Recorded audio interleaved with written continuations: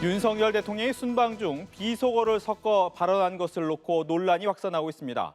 대통령실이 해명을 내놨지만 비속어 대상이 야당이란 해명이 논란을 키웠습니다. 취재기자 연결해 자세한 내용 알아봅니다. 박철웅 기자. 네, 어젯밤 대통령실이 비속어가 미국 의회가 아닌 우리 국회를 향한 것이었다, 이렇게 밝혔습니다. 논란이 사그러들지 않자 윤 대통령 발언 15시간 만에 해명에 나선 겁니다. 먼저 윤 대통령 발언 직접 들어보시겠습니다. 승인 안 해주고 만지면 쪽팔려서 승인 안 해주고 만지면 쪽팔려서. 네, 김은혜 대통령실 홍보수석은 윤 대통령이 바이든이 아니라 날리면이라고 한 건데 왜곡돼서 전달됐다고 했습니다. 이 바이든 대통령 주도의 글로벌 펀드에 1억 달러 공여를 약속한 상황에서 이를 우리 야당이 거부하면, 그러니까 날리면 나라의 면이 서지 못할 거란 뜻이었다고 설명을 했습니다. 조금 전 영상에서 보셨듯 윤 대통령 발언 때 바로 옆에 있던 박진 외교부 장관도 비슷한 설명 내놨습니다.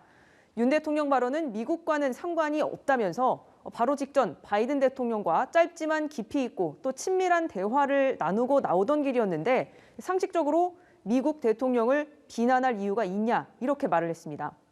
대통령실 설명을 액면 그대로 받아들인다고 해도 문제는 남습니다.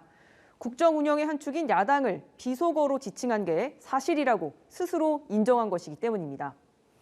민주당은 대통령실이 최악의 거짓 해명으로 국민을 분노하게 한다면서 비판을 이어갔습니다.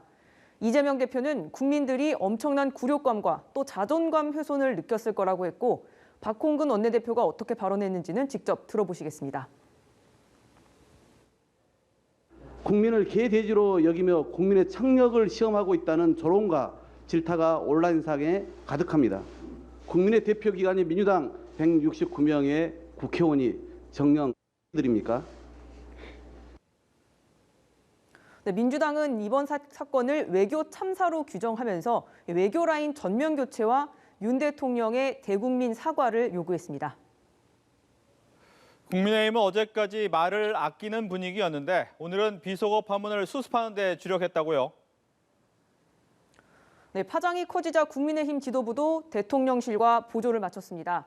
정진석 비대위원장은 지나가면서 한 사적인 혼잣말을 쟁점화하는 게 국익에 도움이 되냐면서 정상 외교 강행군을 벌이는 대통령에게 스토킹하듯이 해서는 안 된다고 비판했습니다.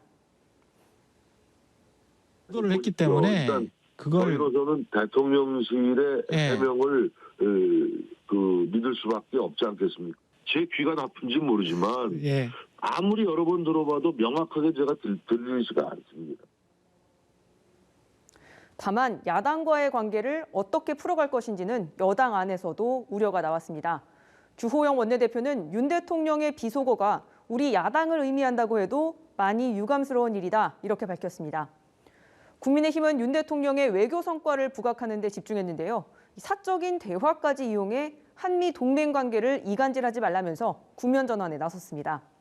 한일 정상이 2년 9개월 만에 만나 문재인 정부가 망쳐놓은 한일 관계에 새로운 싹이 텄고, 또 바이든 대통령이 대한민국 전기차 상황을 인지하도록 한 건 외교적 쾌거라는 의미를 부여했습니다.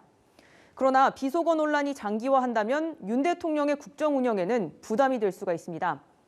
오늘 발표된 한국갤럽 여론조사 결과를 보면 순방 전 반등세를 보이던 윤 대통령 지지율이 28%, 30%대에서 20%대로 다시 떨어졌습니다. 순방 전후로 영빈관 신축 논란에다가 영국 엘리자베스 2세 여왕 조문 논란, 또 한일 정상회담 진통 등이 영향을 미친 걸로 보입니다. 지금까지 국회에서 전해드렸습니다.